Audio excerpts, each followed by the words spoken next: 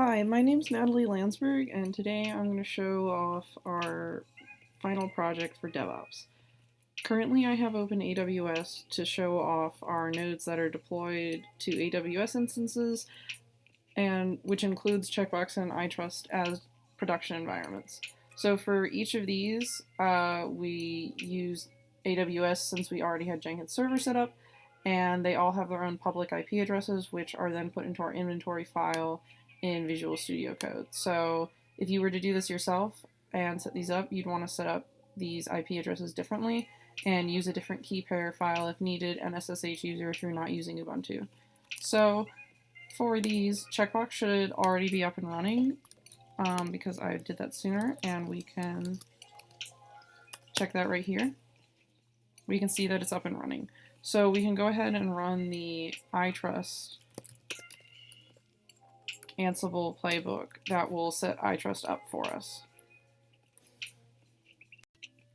Now, this playbook was supposed to have set up iTrust for us, but unfortunately, we were not able to finish our feature flags part of the project, so it could not finish running Hibernate Data Generator.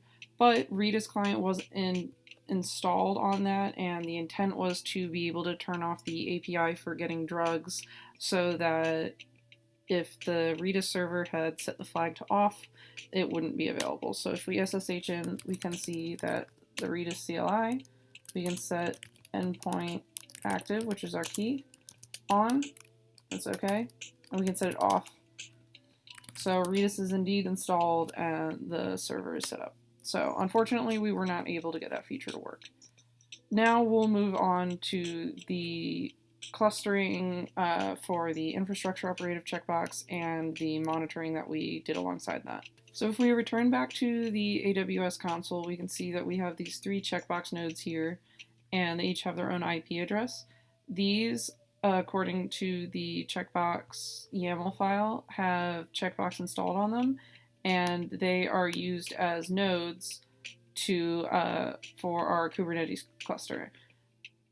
The checkbox YAML is for the main server for checkbox, and then the kube setup installs Kubernetes and then initializes it. Now, we do have the join here as manual, but you could change that from to use the IP address from your inventory file and to use the token that you have yourself. Now, unfortunately, we were not able to get the Kubernetes cluster set up all the way either. This was supposed to render the Markdown service as a preview in HTML. Kubernetes was very difficult for us to set up as a group due to other time constraints. The monitoring that was intended to be done on this was instead done on the Jenkins server itself. So if we go to monitoring, we can see how it copies the files needed for monitoring and does that for the main Jenkins server. Monitoring part of our pipeline, I'm going to run this short playbook which copies over our monitoring app and runs it. So it'll start up a server on port 3000 and then emit a heartbeat every 5 seconds.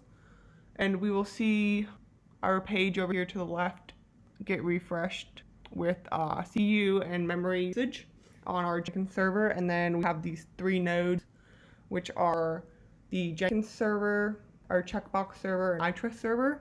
And each of these are on their own AWS instance. So we see it got refreshed, and we'll wait for the nodes.